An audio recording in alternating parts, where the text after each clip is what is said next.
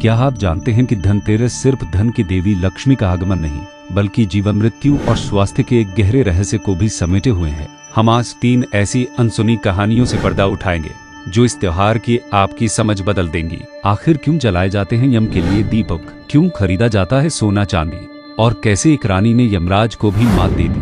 स्वागत है आपका संस्कृति चित्र चैनल पर। हर साल दिवाली से ठीक पहले आने वाला धनतेरस समृद्धि और सौभाग्य का प्रतीक माना जाता है। लेकिन क्या आपने कभी सोचा है कि इस पर्व की जड़ें कितनी गहरी हैं और कौन से प्राचीन किस्से इसे इतना खास बनाते हैं? आज हम भारत के उस हिस्से में चलेंगे जहां से धनतेरस की एक अप्रतिम कहानी ने जन्म लिया। सदियों पहले की बात है। एक समृद्ध राज्य में राजा हेमा राज्य करते थे। उन्हें एक पुत्र रत्न की प्राप्ति हुई जिससे पूरे राज्य में खुशियां छा गईं। लेकिन शाही ज्योतिषी ने एक ऐसी भविष्यवाणी की जिसने सबकी नींद उड़ा दी।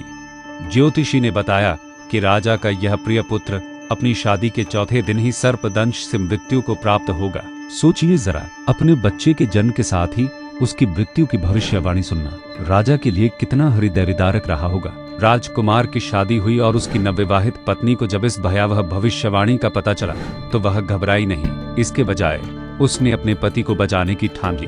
क्या आप कल्पना कर सकते हैं, मृत्यु के सामने एक पत्नी का ऐसा अड़िग निश्चय? मृत्यु के निश्चित दिन उसने अपने कक्ष के चारों ओर अनगिनत दीपक जला दिए, सोने और चांदी के सिक्कों का ढेर लगा दिया ताकि उनकी चमक से पूरे कक्ष में अद्भुत प्रकाश फैल जाए।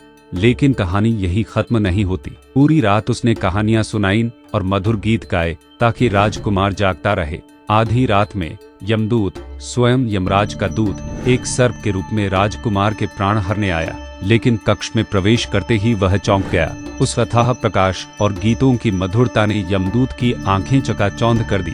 वह इतनी देर तक देखता रहा, मंत्रमुग्ध होकर, कि सूर्योदय हो गया। क्या मृत्यु के दूत को भी रोका जा सकता है? और राजकुमार की मृत्यु का समय टल गया। राजकुमार सकुशल जीवित रहा। यमदूत को खाली हाथ यमलोक लौटना पड़ा। यह कहानी हमें सिखाती है कि कैसे सतर्कता और प्रेम मृत्यु को भी चकमा दे सकते हैं। यमराज ने अपने दूत से सारी घटना सुनी और समझा कि कैसे उस रानी के प्रेम और बुद्धिमत्ता ने राजकुमार की जान बचाई। तभी से यह दिन यमदीपम के नाम से भी जाना जाने लगा। क्या यह सिर्फ एक लोक कथा है या इसमें गहरा अर्थ छिपा है? इसीलिए धनतेरस की शाम को घर के बाहर दक्षिण दिशा में यम के नाम का एक दीपक जलाया जाता है ताकि घर के सदस्यों को अकाल मृत्यु से बचाया जा सके। यह एक प्राचीन परंपरा है जिसे आज भी लाखों लोग निभाते हैं। लेकिन धनतेरस की कहानी सिर्फ अकाल मृत्यु से बचने तक ही सीमित नहीं है। इसका एक और पहलू भी है जो समुद्र मंथन से जुड़ा है। एक ऐसा महाकाव्य क्षण जिसने देवताओं और असुरों दोनों के भाग्य को बदल दिया। मान्यता है कि इसी दिन क्षीर सागर के मंथन से भगवान धन्वंतरी प्रकट हुए थे, अपने हाथों में अमृत से भरा एक कलश लेकर। सोचिए जरा, स्वास्थ्य और अमरता का ऐसा प्रतीक जो किसी भी धन से कहीं अधिक मूल्यवान है। भगवान धन्वंतरी को आयुर्वेद का जनक माना जाता है। उनका प्राकट्य बताता है कि असली धन केवल सोना चांदी नहीं, बल्कि निरोगी काया और उत्तम स्वास्थ्य है। क्या हम इस मूल संदेश को अक्सर भूल जाते हैं? धनतेरस पर हम एक तरफ मृत्यु के भय से मुक्ति और दीर्घायु की कामना करते हैं, तो दूसरी तरफ स्वास्थ्य और समृद्धि के देवता धन्वंतरी का भी आह्वान करते हैं। यह दोनों पहलू मिलकर त्योहार को एक अनूठा महत्व देते हैं। कई प्राचीन पुराणों और धार्मिक ग्रंथों में इन कथाओं का उल्लेख मिलता है जो इनकी ऐतिहासिक और सांस्कृतिक गहराई को दर्शाते हैं। ये सिर्फ कहानियां नहीं, बल्कि जीवन के गूढ़ रहस्यों को समझने की कुंजियां हैं। भारत के अलग अलग हिस्सों में धनतेरस को मनाने के अपने अपने तरीके हैं, लेकिन इन सभी में स्वास्थ्य और समृद्धि की कामना का सार एक ही रहता है। क्या आपके क्षेत्र में कोई खास परंपरा निभाई जाती है? आज भी लोग धनतेरस पर नए बर्तन, सोना, चांदी या अन्य धातुएं खरीदना शुभ मानते हैं। यह मान्यता सिर्फ दिखावा नहीं, बल्कि उन प्राचीन कथाओं और विश्वासों से जुड़ी है जिनके बारे में हमने बात की।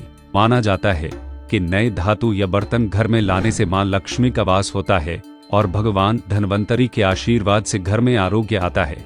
यह परंपरा धन और स्वास्थ्य के प्रतीकात्मक संबंध को उजागर करती है। आज के आधुनिक युग में भी धनतेरस का महत्व बरकरार है। लोग इसे निवेश के अवसर के रूप में भी देखते हैं। लेकिन इसके पीछे की आध्यात्मिक और पौराणिक कहानियों को जानना कहीं ज्यादा दिलचस्प है। प्रकाश का अंधकार पर, जीवन का मृत्यु पर और स्वास्थ्य का रोग पर विजय। धनतेरस इन्हीं गहन प्रतीकों का उत्सव है। यह हमें याद दिलाता है कि जीवन में सबसे बड़ा धन क्या है। तो अगली बार जब आप धनतेरस मनाएं, तो क्या आप केवल भौतिक धन की कामना करेंगे या इसके पीछे छिपे स्वास्थ्य, दीर्घायु और मृत्यु पर विजय के गहरे अर्थों को भी समझेंगे? सोचिए जरा, राजा हेमा के पुत्र की कहानी और भगवान धन्वंतरी का प्राकट्य, दोनों ही हमें धनतेरस के व्यापक संदेश को समझने में मदद करते हैं। यह सिर्फ एक दिन नहीं, बल्कि एक दर्शन है। अंततः यह त्योहार हमें सिखाता है कि धन का सही अर्थ केवल दौलत इकट्ठा करना नहीं, बल्कि एक स्वस्थ और पूर्ण जीवन जीना है, क्योंकि बिना स्वास्थ्य के धन भी व्यर्थ है। आप जानते हैं कि कुछ परंपराओं में धनतेरस पर चावल के दानों और कुमकुम से मां लक्ष्मी के चरण चिन्ह भी बनाए जाते हैं, जो उनके आगमन का प्रतीक है। ये छोटे छोटे विवरण ही इस त्योहार को इतना समृद्ध बनाते हैं। और कुबेर, धन के देवता, का भी इस दिन विशेष पूजन किया जाता है। क्या आपने कभी सोचा है कि धन के इतने सारे पहलू क्यों हैं और क्यों हर पहलू को अलग अलग रूप में पूजा जाता है? ये प्राचीन कथाएं सिर्फ किस्से कहानी नहीं, बल्कि हमारी संस्कृति का वो हिस्सा है जो हमें जीवन के महत्वपूर्ण मूल्यों से जोड़ता है। वे हमें सही मायने में जीने का तरीका सिखाती हैं। इसलिए अगली बार जब आप धनतेरस मनाएं, तो उस रानी के साहस को, भगवान धन्वंतरी के ज्ञान को और यमराज के न्याय को याद करें। यह केवल एक खरीदारी का दिन नहीं, बल्कि जीवन की गहरी समझ का पर्व है। तो धनतेरस हमें सिखाता है कि सच्चा धन केवल भौतिक संपत्ति नहीं, बल्कि स्वास्थ्य, दीर्घायु और जीवन पर विजय है। यह प्रकाश का पर्व है जो अंधकार, मृत्यु और रोग को दूर करता है और समृद्धि व कल्याण का मार्ग प्रशस्त करता है। आपकी समृद्धि और स्वास्थ्य हमेशा बना रहे। अगर आपको यह अनसुनी कहानी पसंद आई, तो इस वीडियो को लाइक करें, अपने दोस्तों और परिवार के साथ शेयर करें और संस्कृति चित्र चैनल को सब्सक्राइब करना न भूलें। हमारी प्लेलिस्ट में और भी कई दिलचस्प ऐतिहासिक कहानियां आपका इंतजार कर रही हैं। अगला वीडियो किस प्राचीन रहस्य पर हो, हमें कमेंट में बताएं। तब तक के लिए बने रहिए संस्कृति चित्र के साथ, ज्ञान और मनोरंजन के इस सफर पर।